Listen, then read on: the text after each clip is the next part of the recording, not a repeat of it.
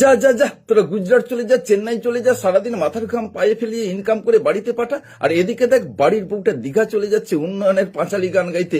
দীক্ষা নিতে কোন হোটেলে দীক্ষা নিচ্ছে, কতক্ষণ দীক্ষা নিচ্ছে জানি না। বাড়িতে ফিরে এসে দেখিস বউটাকে যেন গায়নও দেখাতে না হয়, কারণ পার্থের তো অভাব নেই ওই দলটার মধ্যে। বড় ভাই হিসাবে সাবধান করলাম, বাকিটা তোদের ব্যাপার, বুঝে নে। ধন্যবাদ।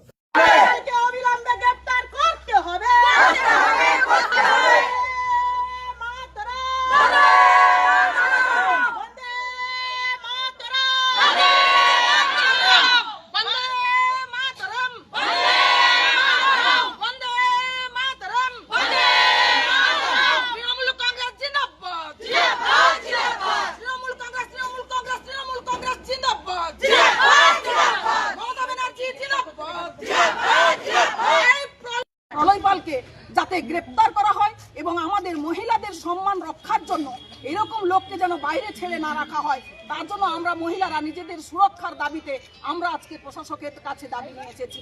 আমরা তারই আশ্রয়ে আছি। এখন আমরা থানায় আমরা আজকে বসেছি মহিলারা, যতক্ষণ পর্যন্ত আমরা সুবিচার না পাই আমরা এখান থেকে নড়ছি না। কি বললেন আধিকারিকরা বললেন ভেবে দেখছি, তো আমরাও ওনাদের উপর আস্থা রেখেছি। নিশ্চয়ই ওনারা দেখবেন, যখন বলেছেন নিশ্চয়ই দেখবেন, এবং সেই আশাতেই আমরা রয়েছি।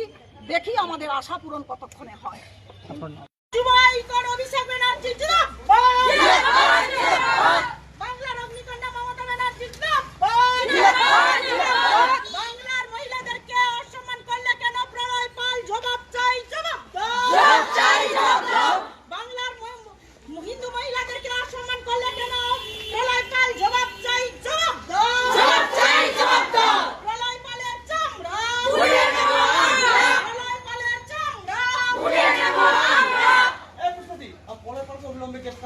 প্রলয়পালকে অবিলম্বে গ্রেফতার করতে হবে।